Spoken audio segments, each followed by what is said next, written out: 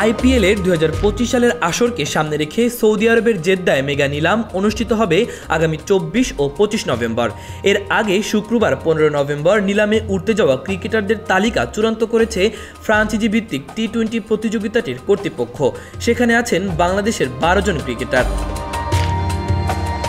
এর আগে আইপিএল কর্তৃপক্ষ জানিয়েছিল বাংলাদেশের 13 জন সহ সর্বমোট বিশ্বের 1584 জন নিবন্ধন করে। যাচাই বাছাই শেষে আজ 574 জনের নাম প্রকাশ করে আইপিএল কর্তৃপক্ষ। এর মধ্যে 366 জন ভারতীয় এবং 208 জন বিদেশি। আইসিসির সহযোগী সদস্য দেশগুলো থেকেও 3 জন ক্রিকেটার আছেন। নিলামে আছেন অভিষেক নাহওয়া 318 জন ভারতীয় ও 12 জন বিদেশি ক্রিকেটার। ফ্রাঞ্চাইজিগুলো 204 জন ক্রিকেটার কিনতে পারবে। সেখানে বিদেশিদের জন্য জায়গা আছে 70টি। বাংলাদেশের হয়ে আইপিএলে দীর্ঘদিন প্রতিনিধিত্ব করা সাকিব ও মুস্তাফিজ রয়েছেন 12 জনের চূড়ান্ত তালিকায়।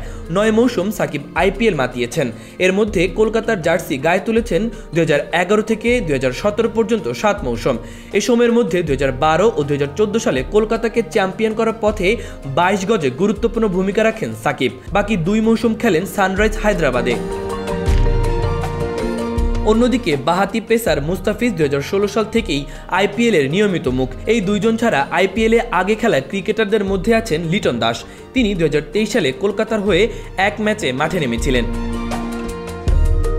এই চূড়ান্ত তালিকায় থাকা অন্য ক্রিকেটাররা হলেন রিশাদ হোসেন, তাসকিন আহমেদ, তাওহিদ হৃদয়, মেহেদী হাসান মিরাজ, তানজিম হাসান, নাহিদ রানা ও হাসান মাহমুদ।